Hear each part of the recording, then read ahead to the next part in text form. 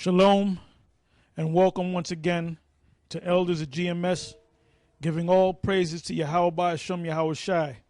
Today's date is 4/9/11.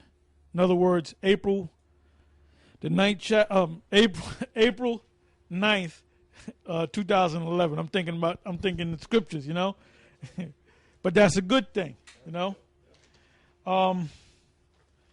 And today's topic is entitled Concentration Camps, Guillotines, and the Chip. And basically we have a lot of information. You know, if this was in the form of food on a plate, you'd need like 20 plates to put the food on there. And we are feeding you with this truth, all right? And the reason why I entitled it that is because we're living in the time of the last days, as you should know, and that Esau going to show his horns.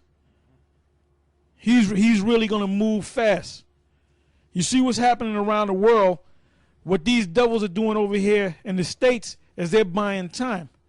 But what's happening over there around the world is going to come right over here, man. You know? And we're just going to give you the information, the documentation, and we're going to give you the scriptures.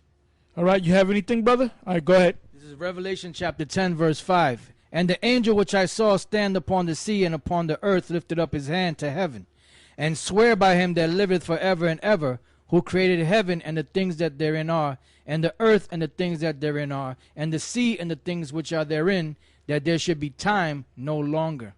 That's right. So we're at the end of this thing. We're at the end of this society, at the end of the age. But anyway, before we go into the documents and the scriptures, I have some video clips that I want to show you, and I want to start with the first one. And let's cue this up.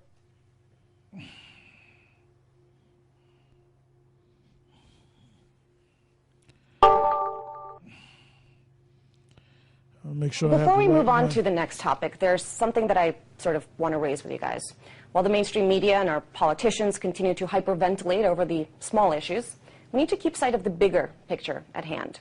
Now, the question of who we are as a country, where we're headed as a country, and what, if anything, we're prepared to do in order to regain our slipping role in this global world.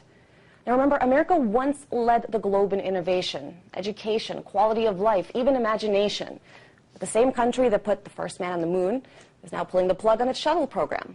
The same country that just last week discovered a new elementary particle, potentially a new force in nature, is set to shut down the very lab where the discovery was made, the legendary Tevatron particle accelerator. Why? Because funding has run dry. Now, our best and brightest no longer seek to be rocket scientists or astronauts. They now flock to Wall Street, the dominant sector of our economy, but also the culprit, in part, for this country's decline. Now, we're losing economic clout, falling behind in technological information, and the all-powerful dollar is slowly but surely seeing the end of its privileged status as the global reserve currency. These are the issues that our politicians must tackle. These are the trends that a leader with courage would actually try to reverse. So think about that as you watch the fight over the budget, the wars, the elections, and think about that next time you go to the polls. Yeah, so let's come back to me. So this was on RT, and basically they can't hide it anymore. The so-called U.S. dollar, which is the Federal Reserve note, is dying a quick death. That's why the government was almost shut down as of last night, and they came to an agreement, but a temporary agreement, and I believe it was they were to cut, I think it was $38 billion they were going to cut from the budget. So it's going to affect a lot of lower middle class, and poor.